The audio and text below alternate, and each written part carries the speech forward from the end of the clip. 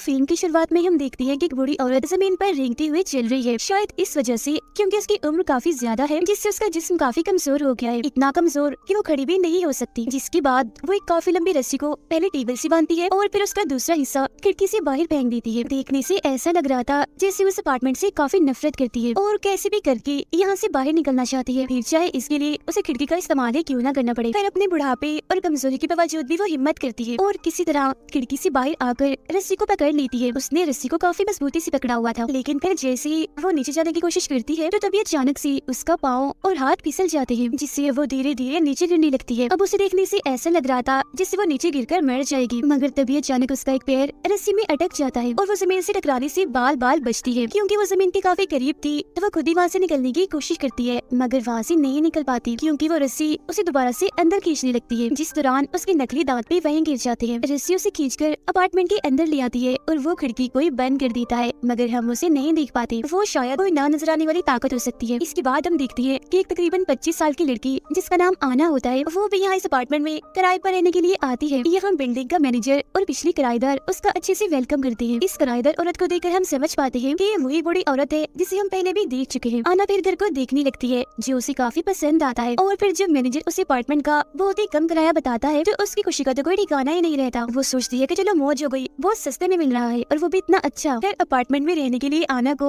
Agreement के कागजात दिए जाते हैं साइन करने के लिए, लेकिन साइन करने के लिए वो बूढ़ी औरत से पूछती है कि आप इस अपार्टमेंट को क्यों छोड़ना चाहती है। फिर थोड़ी देर चुप रहने के बाद बूढ़ी औरत जवाब देती है, वो दरअसल मैं इसलिए जा रही हूँ यहाँ से क्योंकि मैं दुनिया घूमना चाहती हूँ। अब उसकी दुनिया घूमने वाली बात सुनकर आना को काफी अजीब लगता है। वो सोचती है वाह, इस उम्र की औरतें घर में आराम कर रही है, मर रही है और इसे घूमने की पड़ी हुई है। फिर आना उन्हें अपने बारे में बताने लगती है कि मैं इस शहर में नई आई हूँ, मैं मेरे दोस्त के साथ यहाँ पर आई थी, मगर हमारे बीच झगड़ा हो गया तो मैं उससे अलग होकर यहाँ आ गई। अब जैसे जैसे वो अपने बारे में बताती जा रही थी तो बूढ़ी औरत को काफी फिक्र हो रही थी कि ये पेपर्स पर साइन कर ही नहीं रही, टाइम से किया जा रही है। फिर वो आना से पूछ लेती है कि क्या तुमने अपार्टमेंट लेना भी है या नहीं, ये सिर्फ बातें करने आई हो। जिस पर आना कहती है हाँ हाँ क्यों नहीं, मुझे अपार्टमेंट चाहिए। जिसके बाद जब उसे एग्रीमेंट के कागजात पकड़ाती है और वो साइन करने लगती है तो पेन ही नहीं चल रहा होता, लेकिन बूढ़ी औरत के पास पेन निकल आता है और वो फौरन आना को देती है। ऐसा लग रहा था इस बूढ़ी औरत को काफी जल्दी है इस अपार्टमेंट को किराए पर देने की। अब जैसी उनकी डील बनती है, मतलब कि आना ये अपार्टमेंट किराए पर ले लेती है, तो बूढ़ी औरत जल्दी से अपना सारा सामान पैक करके यहाँ से चली जाती है। फिर मैनेजर आना को अपार्टमेंट की चाबियां देते हुए कहता है कि घबराना नहीं और कोई भी मदद चाहिए हो फौरन मुझे कॉल कर लेना, मैं आ जाऊंगा। ये कहने के बाद वो भी चला जाता है। बाद में आना जल्दी से घर को साफ करती है और अपना पूरा सामान सेट करके दीवारों पर पेंट करने लगती है, क्योंकि यहाँ की दीवारें काफी गंदी और पुरानी लग रही थी। अपार्टमेंट में काफी गंदगी और धूल मिट्टी भी पड़ी होती है, इसीलिए वो फालतू सामान बाहर फेंक देती है। जिसके बाद वो एक छोटे से कपड़े से सारी धूल मिट्टी साफ करती है और बाद में वो कपड़ा भी वो बाहर फेंक देती है। लेकिन फिर जैसे ही वो कूड़ा फेंक कर वापस आती है तो बड़ी हैरान करने वाली चीज देखती है कि जो धूल मिट्टी पहले उसने साफ की थी वो दोबारा से वहाँ पर आ गई थी, और तो और जो पेंटिंग उसने वहाँ पर लगाई थी वो नई थी जो कि पुरानी हो गई थी। हर जगह पर पहले से भी ज्यादा धूल मिट्टी आ गई है और उसके जो ताजे फल थे जिसने अभी अभी रखी थी वो भी सड़के पुराने हो गई थी, और जो कपड़ा धूल मिट्टी साफ करके वो बाहर फेंकने गई थी वो भी अब वापस आ गया था। अब ये देखकर तो उसे बड़ा ही अजीब लगता है, यहाँ तक कि वो काफी डर गई थी, मगर फिर भी उस पर इतना ध्यान नहीं देती और दोबारा से इस जगह को साफ करने लगती है। मगर हर बार जब भी वो इस जगह को साफ करती है दोबारा से वो गंदी और पुरानी हो जाती है। अब इससे भी बड़ी हैरान करने वाली चीज ये कि हालांकि आना 25 साल की थी, मगर उसकी आंखों के नीचे स्याह हल्की पड़ने लगी थी, उसके चेहरे पर झुर्रियां पड़ रही थी जो तकरीबन बड़ी उम्र के लोगों की पड़ती है। जिसके बाद वो थककर वही सोफे पर ही सो जाती है। रात को तभी अचानक से रेडियो अपने आप ही ऑन होकर चल पड़ता है, जिससे अना की आंख खुल जाती है और वो फौरन उठकर उसे बंद कर देती है। वो शीशे में देखती है कि उसका चेहरा काफी बदल गया है, मतलब कि अपनी उम्र से वो बड़ी लग रही है। अब ये सारी चीजें उसकी समझ से बाहर हो गई थी, मतलब कि कभी घर का दोबारा से गंदा हो जाना और उसकी उम्र का इतना बड़ा लगना, उसका अचानक से बदलना। और वो गुस्सा होकर सीधा जाती है मैनेजर के पास और उसे कहती है कि ये तुमने मेरे साथ क्या किया, वो अजीब सा भूतिया अपार्टमेंट मुझे दे दिया, वो बहुत अजीब है, वहाँ जरूर कुछ न कुछ तो है, मतलब कि कोई आत्मा वगैरह, कोई भूत वगैरह, क्योंकि वो चीजों को दोबारा से गंदा कर देती है। और देखो उसने मेरा चेहरा भी खराब कर दिया, मेरी आंखों के नीचे स्याह हल्के डाल दिए, झुर्रियां डाल दी मुझे, हालांकि मेरी उम्र तो इतनी ज्यादा है भी नहीं जितनी मैं लगने लगी हूँ, इसलिए प्लीज तो मुझे मेरे एडवांस के पैसे वापस कर दो। जो सुनकर मैनेजर कहता है कि नहीं, मैं तुम्हें पैसे वापस नहीं दे सकता, ये मुमकिन ही नहीं है। जो कहने के बाद वो आना को एग्रीमेंट के कागजात दिखाता है और बताता है कि देखो इसमें साफ साफ लिखा हुआ है कि पुराना किराएदार नए आने वाले किराएदार से पहले ये अपार्टमेंट खाली नहीं कर सकता। अब ये सब इतना छोटा छोटा बारीक से लिखा हुआ था कि आना को आम आंख से तो दिखाई नहीं दे रहा था, था, तो उसे देखने के लिए हैंड ग्लास का इस्तेमाल करना पड़ता है उसे, जिसे हम आमतौर पर छोटे से छोटे चीज को बड़ा देखते हैं। अब ये सुनकर तो आना का दिमाग खराब हो जाता है। उसे इतना गुस्सा आता है कि वो मैनेजर को पुलिस की धमकी देती है। तब ये सुनकर भी वो आराम से बैठा रहता है, उसे जैसे कोई फर्क ही ना पड़ा हो। वो बस उससे इतना ही कहता है कि जाओ वापस अपने अपार्टमेंट में, क्योंकि और तुम कहीं भी नहीं जा सकती, एग्रीमेंट में यही लिखा हुआ है। और वो वहाँ से चली जाती है। इसके बाद आना एक क्लिनिक में जाकर अपना मेडिकल टेस्ट करवाती है और अपनी रिपोर्ट मांगती है डॉक्टर से, ताकि वो पुलिस के पास जाकर कंप्लेन कर सके उस मैनेजर के खिलाफ और उस अपार्टमेंट की भी। तब डॉक्टर उसे देखकर कहती है कि 25 साल की इतनी छोटी उम्र में ग्रीबाल आना और चेहरे पर झुर्रियां पड़ना ये कोई छोटी बात नहीं है, ये काफी बड़ी बात है। मगर इस सब का लेना देना पुलिस से नहीं है। जो सुनकर आना गुस्से में उसे जवाब देती है कि आप मुझे नहीं बताएं मुझे क्या करना है, मुझे जो सही लग रहा है मैं वही करूंगी। कहने के बाद वो अपना ID कार्ड निकालती है, लेकिन बदकिस्मती से उसकी ID कार्ड पर तो कुछ था ही नहीं, क्योंकि वहाँ पर से सब कुछ मिट चुका था। अब क्योंकि आना उस अपार्टमेंट से तंग आ गई थी, इसलिए वो वहाँ जाना नहीं चाहती थी, तो रात गुजारने के लिए वो एक होटल में जाती है, जहाँ का रिसेप्शनिस्ट उसे उसका ID कार्ड मांगता है, जो हम जानते हैं कि उसके पास नहीं है, क्योंकि वो तो सारी मिट गई है। तो इसी वजह से उसे ज्यादा पैसे भरने पड़ते हैं। फिर रात को जब वो सो रही थी तो अचानक से उसकी आंख खुल जाती है। उससे उठा ही नहीं जा रहा था,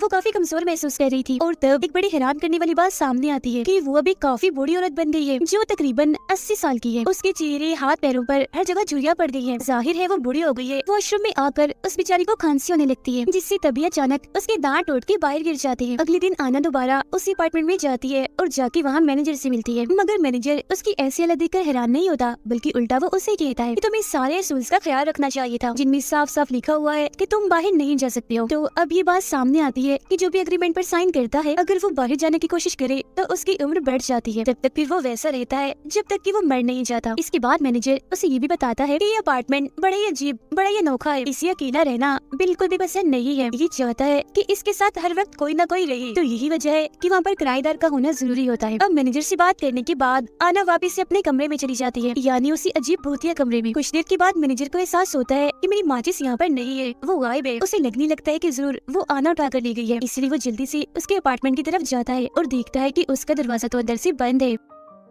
अब हम देखते हैं कि आना अपने कमरे को जलाने के लिए हर तरफ शराब फेंक रही होती है, लेकिन फिर बदकिस्मती से जैसे वो तीली जलाती है कमरा आग ही नहीं पकड़ता। आना बार बार तीली जलाकर नीचे फेंकती है, मगर आग लगती ही नहीं। मगर उसकी ऐसा करने से, उसकी इस हरकत से अपार्टमेंट को बहुत गुस्सा आ जाता है, तो उसे सजा देने के लिए वो उसका गला घोटने लगता है। वो उसके मुंह में कपड़ा डालकर उसका सांस बंद करने की कोशिश करता है। उसका दम घुट रहा था, तभी वो नीचे गिर जाती है और सांस लेने के लिए हवा के लिए तरसने लगती है। मगर तभी किसी तरह मैनेजर दरवाजा खोलकर अंदर आता है और उसके मुंह से कपड़ा निकाल कर उसकी जान बचा लेता है, जो कि अपनी आखिरी सांस गिन रही थी। अब अजीब बात तो ये है कि वही कपड़ा है जिससे आना बार बार धूल मिट्टी साफ करती थी। फिर कुछ देर के बाद जब वो नॉर्मल होती है तो मैनेजर उसे पानी देता है और अपार्टमेंट के बारे में सब कुछ बताता है। वो कहता है कि ये अपार्टमेंट काफी सालों पुराना है और तब से लेकर आज तक इसमें कोई ना कोई किराएदार रहता ही है। इस अपार्टमेंट में कुछ तो अजीब है, जैसे कोई भूत या आत्मा जो ये सब कुछ करती है। एक दिन कुछ स्कूल की लड़कियाँ यहाँ पर रहने आई, लेकिन कुछ ही दिनों में वो बहुत ज्यादा बुरी हो गई, जैसे तुम हो गई हो। ये हादसा खबरों में भी आया और हर जगह फैल गया। फिर एक आदमी को लगा कि यहाँ पर कोई भूत, कोई आत्मा है, इसीलिए उसने यहाँ पर जादू करने की कोशिश की, मगर वो अपने प्लान में कामयाब नहीं हुआ। उल्टा बड़ी अजीब तरीके से उसकी मौत हो गई, जिसका मतलब ये है इस अपार्टमेंट में जो कोई भी चीज है वो बहुत ही खतरनाक है और यहाँ पर कोई भी किसी भी किस्म की छेड़छाड़ वो पसंद नहीं करती। यही वजह है कि गवर्नमेंट ने भी इस अपार्टमेंट के बारे में सोचना बंद कर दिया है और इसे बस खुफिया ही रखा हुआ है। पुलिस भी यहाँ पर आने से डरती है, इसके खिलाफ कोई भी एक्शन वो नहीं लेती। फिर जब मैनेजर वहाँ से जा रहा होता है तो वो उसे मशवरा देता है कि अगर तुम्हें अपनी जान इस अपार्टमेंट से छुड़वानी है तो कोई नया किराएदार ढूंढ कर लाओ, क्योंकि तुम्हारे पास ये एक चारा है जिससे तुम यहाँ से निकल सकती हो, वरना इसके अलावा यहाँ से तुम नहीं निकल सकती। आगे हम देखते हैं कि आना तैयार होकर अपने दोस्त के पास जाती है उससे मदद मांगने के लिए, लेकिन जाहिर है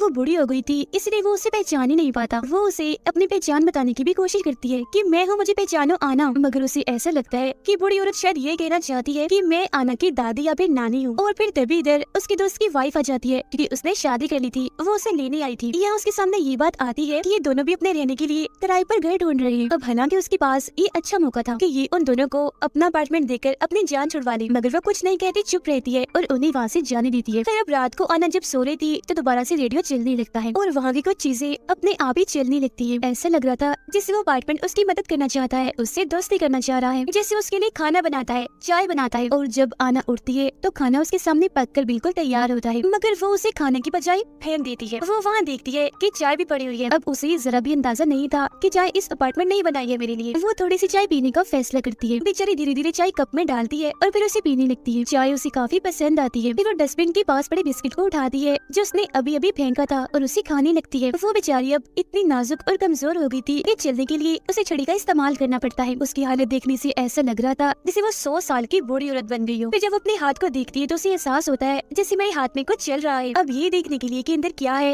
वो अपना मास्क खींचने लगती है और वो ये देखकर काफी हैरान हो जाती है कि मेरा मास्क तो बड़ी आसानी से निकल रहा है। वो देखती है कि मेरे हाथ के अंदर एक अजीब सी तार जैसी कोई चीज है, जिससे वो समझ जाती है कि बस वो टाइम आ गया है जब मुझे इस दुनिया को छोड़कर जाना है, मतलब कि मेरी मौत का टाइम। इसीलिए वो मैनेजर को अपने पास बुलाती है। फिर अगली सीन में हम देखते हैं कि कपल यहाँ अपार्टमेंट देखने के लिए आता है और ये कपल और कोई नहीं बल्कि आना का दोस्त और उसकी वाइफ थी। सारे लोगों की तरह वो भी इतना कम किराया और फर्नीचर देकर काफी खुश हो जाती है। उन्हें ये बात भी काफी अच्छी लगती है कि हमारे आसपास भी कोई नहीं रहता, इसीलिए वो फौरन एग्रीमेंट पर साइन करने के लिए तैयार हो जाती है। अभी आना का दोस्त एग्रीमेंट पर साइन करने ही वाला होता है कि तभी आना आसपास होने वाली चीजों को देखने लगती है। वो तभी अचानक अपना वो वक्त देखने लगती है जब वो यहाँ पर आई थी, यानी जब उसे इस जाल में फंसाया गया था, जिसकी फौरनी बाद उसे अपने दर्द का एहसास होता है कि आखिर में कैसे इन सब हालात से गुजर रही हूँ। वो चाहती थी कि जैसा मेरे साथ हुआ वैसे किसी और के साथ ना हो, इसीलिए वो अपने दोस्त को इस मौत जैसे एग्रीमेंट पर साइन करने से रोकने के लिए उसके हाथ पर गरम गरम चाय फेंक देती है, जिसके बाद वो उसे इस एग्रीमेंट से दूर हटा देती है और चिल्लाकर कहती है कि चले जाओ यहाँ से और वापस लौटकर कभी मत आना। कुछ कहे बगैर ही वो यहाँ से चली जाती है। अब जाहिर सी बात है वो तो चले गई थी, तो इसका मतलब साफ था कि आना ने अपने यहाँ से निकलने का आखिरी मौका भी खो दिया है। हालांकि अगर वो चाहती तो अपने दोस्त से बदला लेने के लिए उसे इस जाल में फंसा सकती थी और अपने कुछ आखिरी बुढ़ापे के दिन वो आराम से सुकून से बाहर गुजार सकती थी, मगर उसने ऐसा नहीं किया क्योंकि अभी भी उसके दिल में अपने दोस्त के लिए प्यार और इंसानियत बाकी है। उसने यहाँ पर खुदगर्जी का मुजाहिरा नहीं किया बल्कि अपने दोस्त को बचाया। ऐसा करके उसने अपनी जिंदगी की कुर्बानी ही दी है क्योंकि वो कैसे भी करके इस मनहूस अपार्टमेंट का खात्मा करना चाहती है। अब ये देखकर वो मैनेजर भी काफी हैरान रह जाता है। फिर जब मैनेजर वहाँ से जाने लगता है तो आना उसे कहती है कि जाते जाते मेरा एक काम कर दो, तुम दरवाजे को बाहर से लॉक कर देना और फिर कुछ सालों तक यहाँ लौट कर वापिस मत आना, क्योंकि मैं इस अपार्टमेंट का खात्मा करने की कोशिश करूंगी। क्योंकि साथ ही साथ उसका मानना ये था कि अगर कोई यहाँ पर नहीं आएगा तो इस अपार्टमेंट का जो साइकिल बना हुआ है लोगों को मारने का, बर्बाद करने का, वो खत्म हो जाएगा। मतलब ना लोग बूढ़े होंगे और ना मारे जाएंगे, और अगर एक किस्म का यहाँ कोई शराब है वो भी टूट जाएगा। जो भी आत्मा भूत इस अपार्टमेंट में हुई वो भी मर जाएगी। अब मैनेजर उसकी इस बहादुरी की तारीफ करता है और उसे गुड बाय कहकर वहाँ से चला जाता है। उसके जाने के बाद हम देखते हैं कि आना अब इस अपार्टमेंट में बिल्कुल अकेली है। ना तो यहाँ पर उससे मिलने कोई आएगा और ना ही उस बेचारी में इतनी ताकत है कि वो सीढ़ियाँ उतरकर नीचे जाए। उसकी हालत देखकर ऐसा लग रहा था जैसे उसकी मरने का टाइम आ गया है, इसीलिए वो खिड़की के पास जाकर आखिरी बार ठंडी हवा को महसूस करने लगती है जो उसे बहुत ही आराम पहुंचाती है, जिससे वो पिछले काफी टाइम से तरस रही थी। पिछले कुछ टाइम से वो जिस डर जिस फिक्र से गुजर रही थी आज वो खत्म होने वाली थी, क्योंकि वो अपनी इस किस्मत को कबूल कर चुकी थी। इसके बाद वो सोफे पर बैठकर आराम से इस अपार्टमेंट को कहती है कि बस कर दो, ये सब कुछ करना बंद कर दो, इसे छोड़ दो। जिसके बाद उसकी आंखें बंद हो जाती हैं और वो सोफे से अपना सर लगा लेती है। ऐसा लग रहा था कि जैसे ये सोफा उसकी आखिरी आरामगाह हो, मतलब कि यहाँ उसका अंत, उसका खात्मा हो जाएगा। इस सोफा अब आहिस्ता आहिस्ता करके उसका सर निकल जाता है और वो अब उसका हिस्सा बन गई थी। फिर धीरे धीरे करके उसका पूरा जिस्म भी सोफे में घुलने लगता है, पूरी तरह वो उसमें समा जाती है। वहाँ पर बचते हैं तो सिर्फ उसके कपड़े, जिसके बाद आना का दिल एक धागा बनकर बाहर आता है और अपने आप ही सोफे के कुशन से जुड़ जाता है। आना का सर सोफे पे रखी एक सफेद कपड़े में समा गया था। अब यहाँ पर हमें पता चला कि ये अपार्टमेंट खुद को नया करने के लिए किस तरह अपने शिकार का इस्तेमाल करता है। इसी के साथ ये कहानी इधर ही खत्म हो जाती है।